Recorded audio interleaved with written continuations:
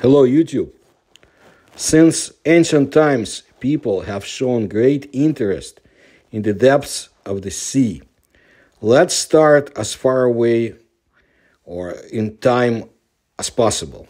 Assyria, or Mat Ashur, was a major ancient Mesopotamian civilization which existed as a city-state from the 21st century BC to the 14th century BC. It became a territorial state and eventually an empire from the 14th century BC to the 7th century BC. Spanning from the early Bronze Age to the late Iron Age, modern historians typically divide ancient Assyrian history into the early Assyrian period. That's that very interesting time that I often talk about, 2600 to 2025 BC, Old Syrian from 2025 to 1364 BC, Middle Assyrian 1363 to 1912 BC, and the Neo-Assyrian period. That's interesting to us, 911 to 609 BC. Assyria was at its strongest in the Neo-Assyrian period, when the Assyrian army was the strongest military power in the world, and the Assyrians ruled the largest empire then, at that time, yet assembled in world history, spanning from the parts of modern-day Iran in the east to Egypt in the west. The success of ancient Assyria did not derive only from its energetic warrior kings, but also from its ability to efficiently incorporate and govern conquered lands through innovative and sophisticated administrative systems and innovations in warfare and administration pioneered in ancient Assyria were used under later empires and states for millennia after that time. Ancient Assyria also left a legacy of great cultural significance, especially to the Neo-Assyrian Empire, making a prominent impression in later Assyrian, Greco-Roman, and Hebrew literary and religious tradition. But let's look at the warfare innovation. The first prototype of scuba, or aqualung as we call it in other languages, but scuba in English, appeared in Assyria. At least on the Assyrian relief dated 883 to 859 BC from Nimrud, stored in the British Museum. You can see warriors swimming across the river, and they use devices in the form of wineskins filled with air. That's what we guess. There is a hypothesis that with the help of special breathing tube, a person was submerged underwater and could thus secretly get close to the enemy on the other side. To speed up the dive, the divers began to take cargo underwater with them, and to increase the duration of their stay underwater, an inflated bubble from which a tube went to the mouth. The Assyrian relief, or bas-relief, carved in 885 BC, depicts warriors floating on inflated water skins. The first scuba, it was, according to some, an inflated goat skin equipped with an air vent tube. It should be noted here that such a large volume of air in the wineskin will push the swimmer to the surface. Perhaps there were stones for weight, to add additional weight inside such an unusual bubble or balloon, but in this case, the whole structure became very cumbersome. In any case, this image deserves close attention. One of the most historical accounts of scuba diving has come down to us thanks to the historian Herodotus. According to his testimony, during the first naval war in the history, it was 481 to 480 BC, Greek divers Schilias and his daughter Gidna from the city of Sion cut the anchor ropes of the ships of the Persian king Xerxes after which the ships were thrown ashore by a storm. Due to the lack of air supplies for breathing, ancient divers could not dive to the depths of more than 30 meters and stay underwater for more than 2 or 3 minutes. So there was a need to improve this method of diving. The description of a leather skin with a breathing tube is given in 77 BC by the Roman writer and scientist Pliny the Elder, who reported about combat divers who breathed through a tube clamped in their teeth, and the other end of which was brought to the surface. In 1191, divers performed the duties of postmen, providing communication to the outside world of the fortress of Acre, besieged by Richard the Lionheart. During the Battle of Les Andals in 1203, divers went underwater with vessels filled with combustible or explosive mixture. During the siege of the island of Malta by the Turks in 1565, there were bloody fights underwater between the divers of the warring parties. In 1405, the German writer Kieser described a diver's costumes consisting of a leather jacket, a metal helmet with 2 glass portholes, and a leather tube connecting to an airbag. However, this method could not increase the time spent underwater for a long time, since the volume of air in the bubble was small, and when breathing, the carbon dioxide content in it rapidly increased and the oxygen content decreased.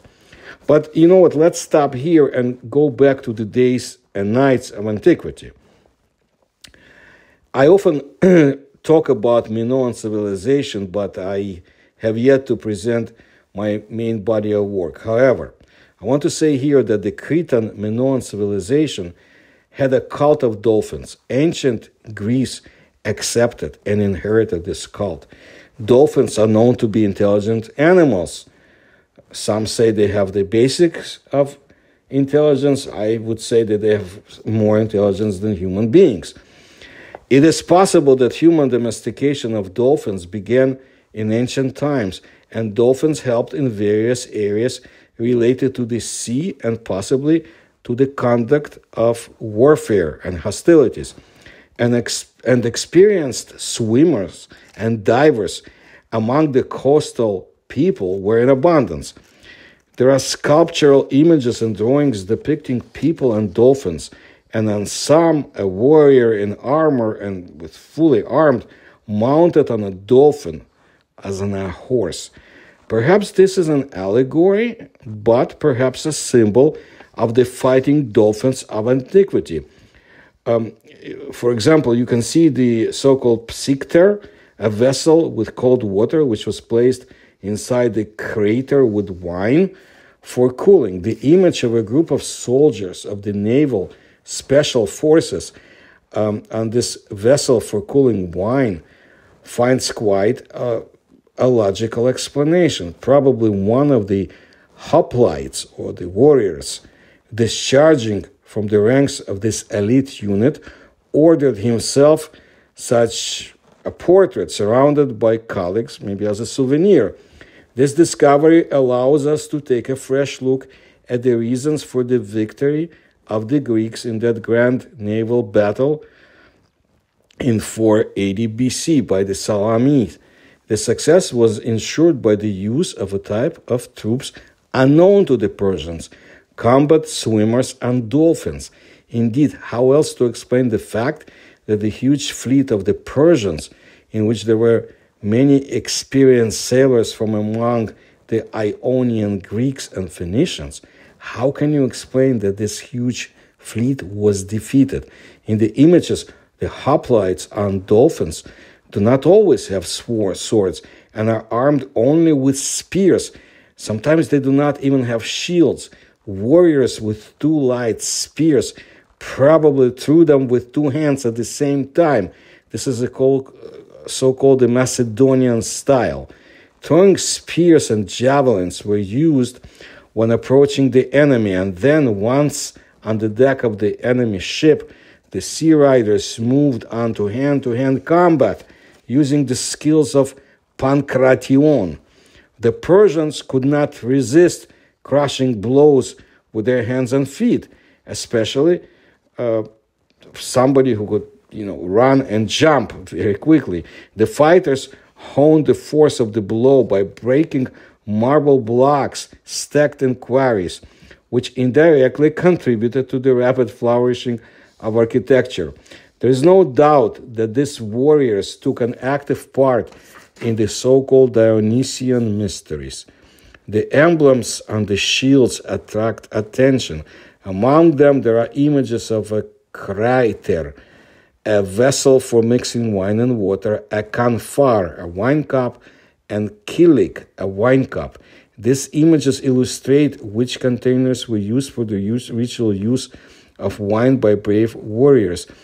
This is probably how they reached a state of combat frenzy.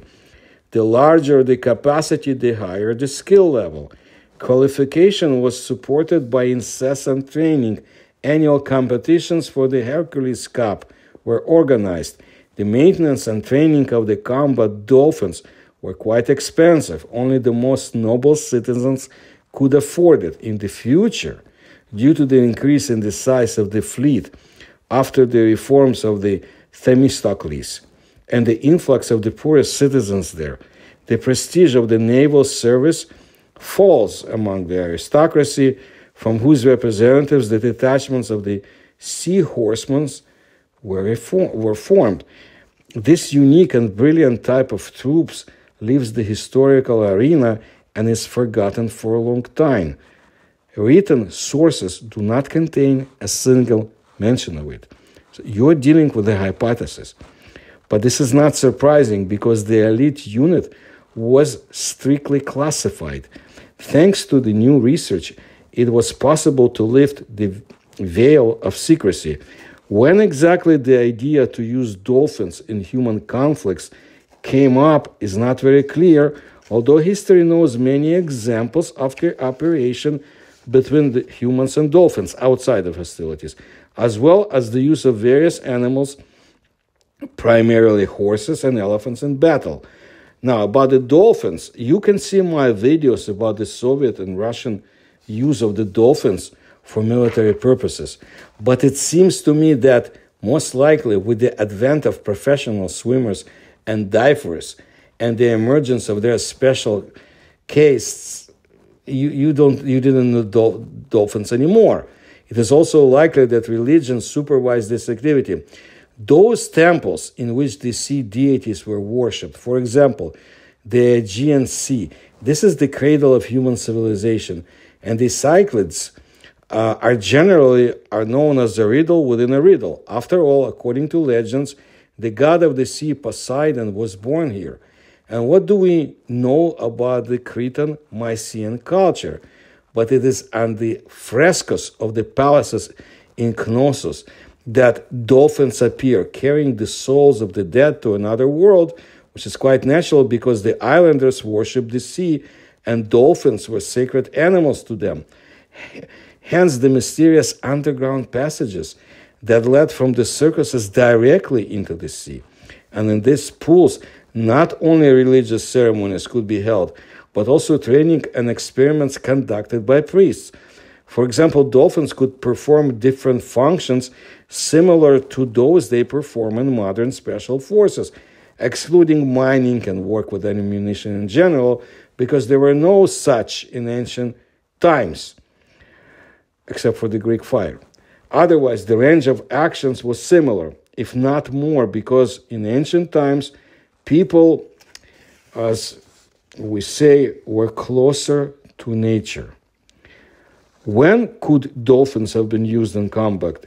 In my opinion, when the first states of the Mediterranean Sea appeared, because then Egypt, Crete, and Phoenicia acquired commercial and military fleets, and professional divers immediately appeared. And it happened about 1,500 years before the creation of the Iliad, because even the most primitive navigation requires diving work. In connection with the outbreak of hostilities, combat swimmers and divers appeared at sea, Now, we know about Assyria now, and I also told you about what happened in 480 BC during the war that unfolded between the Persians and the Greeks. And I'm not going to go into minute details, but this is general presentation. In general, diving, one of the oldest human professions, has its own rich and glorious history. Information has been preserved about the ancient tribes of ichthyophagy, skilled swimmers and divers who once lived along the shores of the Persian Gulf and the Red Sea, and in West Africa. Ichthyophagy, the ancient Greek authors wrote about them, swam as fast as magnificently as fish. In Babylonia and Assyria, we already know that warriors were able to swim underwater on wine skins filled with air. In ancient Greece, divers who extracted oysters, purple shells, and the color purple was very important in ancient times, sponges, copper ore from the bottom of the sea, they used special devices, leather helmets with leather tubes that came to the surface of the water, and metal containers that covered their heads. The craft of a diver was considered extremely dangerous. In many places, the risk of getting into the teeth of a shark was so great that, for example, pearl fishing was forced to engage criminals sentenced to death. Divers played a big role in the naval wars of that time. They not only strengthened anchors and changed worn-out ropes, not only repaired underwater parts of ships, but also served as scouts, signalmen, and sappers. During the siege of the Sea of Syracuse in Sicily, the Athenians sent teams of divers armed with hooks to pull logs driven into the ground, which blocked the Athenian ships from entering the harbor of Syracuse. The inhabitants of the city of Pisa, besieged by the Athenians, were supported only by divers. They imperceptibly delivered underwater to the walls of the city, which stood by the sea, goat skins filled with linseed and poppy seeds mixed with honey. And in the fleet of ancient Rome, there was even a special corps of divers, special detachment of divers. To communicate with their agents in the besieged cities, the Romans sent divers to whose hand they attached thin lead plates with dispatches engraved on them. However, often the Romans had to defend themselves from enemy divers. And so-called swimmers, divers, were especially widely used in the Roman military fleet. There even existed a special unit, urinatores, whose main task were reconnaissance and sabotage operations in enemy ports, as well as underwater inspection and repair of their own ships. Thus, for example, during the siege of Syracuse by the Romans in 212 BC, it was the divers who destroyed the booms of the port. They operated underwater with special tools with curved hooks, like I explained, to pull the logs of the barrier away, and saws which allowed them to quickly cut the ropes connecting the logs to each other. So that's how the ships entered the harbor, and the landing party from them captured the city from the inside. The Romans could not take it from the enemy in any way because of the large number of throwing machines installed on the city walls by the ingenious Archimedes.